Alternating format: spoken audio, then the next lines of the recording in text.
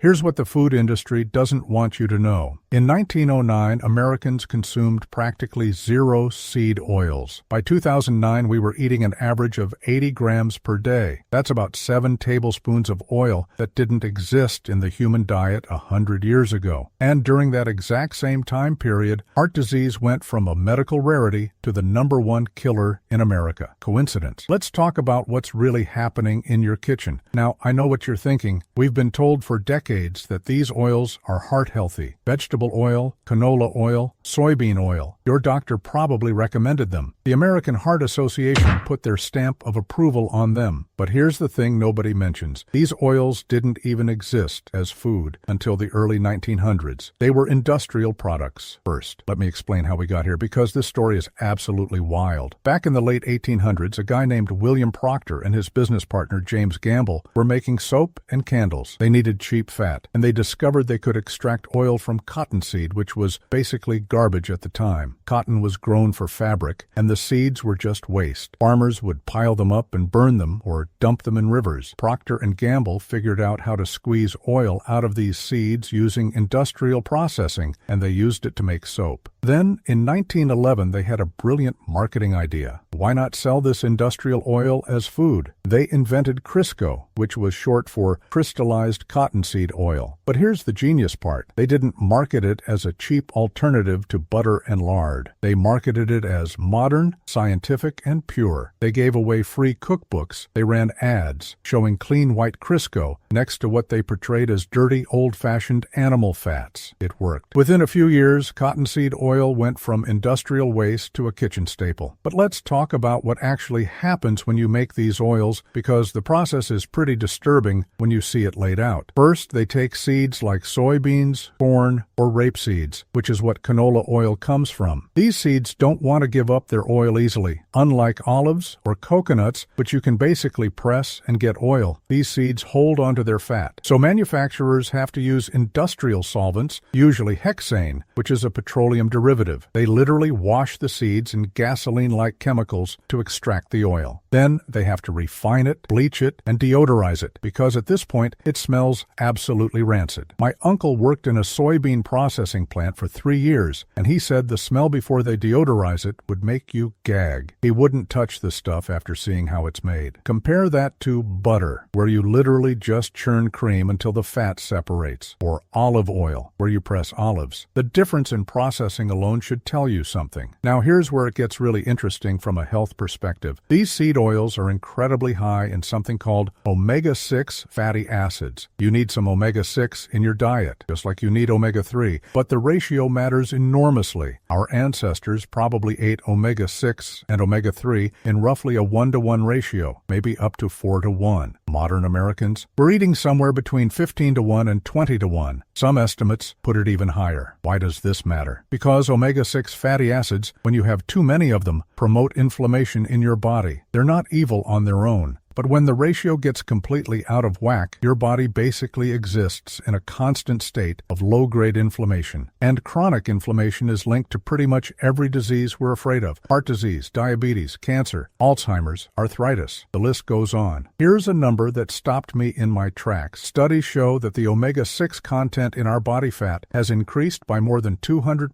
since 1960. Your body fat literally has a different chemical composition than your grandparents' body fat did. We are fundamentally different animals now because of what we're eating. And remember, we were told these oils would prevent heart disease. The whole low-fat movement in the 1980s and 90s pushed us away from saturated fats like butter and toward these supposedly heart-healthy oils. But let's look at what actually happened. Heart disease didn't go down. It kept climbing. Type 2 diabetes exploded. Obesity rates tripled. Now, obviously, there are multiple factors at play here, but it's pretty suspicious that as we replaced traditional fats with industrial seed oils, we got sicker. There's actually a really fascinating study from the 1960s called the Sydney Diet Heart Study. Researchers took people who'd already had a heart attack and split them into 2 groups. One group replaced their saturated fats with safflower oil, which is high in omega-6. The other group didn't change their diet. The researchers expected the safflower oil group to do better. But when they followed up, the safflower oil group had significantly higher death rates. The study was so alarming that the results were basically buried for decades. They weren't fully published until 2013, almost 40 years later. Let me give you another example that really drives this home. There's a condition in chickens called yellow fat disease that farmers discovered back in the 1930s. The chickens would develop hardened, inflamed yellow fat throughout their bodies. Eventually, researchers figured out what was causing it. Feeding the chickens too much fish meal, high in polyunsaturated fats, without enough vitamin E to protect against oxidation. The fats in the chickens' bodies were literally going rancid while they were alive. Now, we're not chickens, obviously, but the principle is the same. When you consume huge amounts of polyunsaturated fats, which is what seed oils are full of, those fats get incorporated into your cell membranes. And polyunsaturated fats are extremely unstable. They oxidize easily, especially when heated. Every time you cook with vegetable oil, you're creating oxidized fats that go into your body and damage your cells. Here's something I tested myself out of curiosity. I bought a bottle of high-quality olive oil and a bottle of regular vegetable oil from the grocery store.